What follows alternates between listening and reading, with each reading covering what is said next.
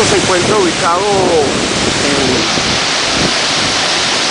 a Coruña, se llama Fonte Maceira.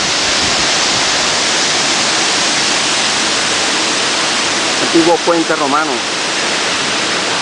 por donde cruzan los peregrinos hacia Santiago de Compostela.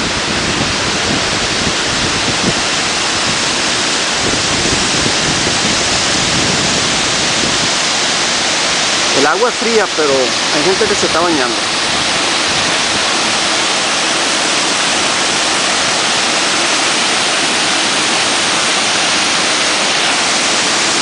Camina un poquito. Para que vean qué bonito. Esto queda en Negreira, perteneciente a Coruña.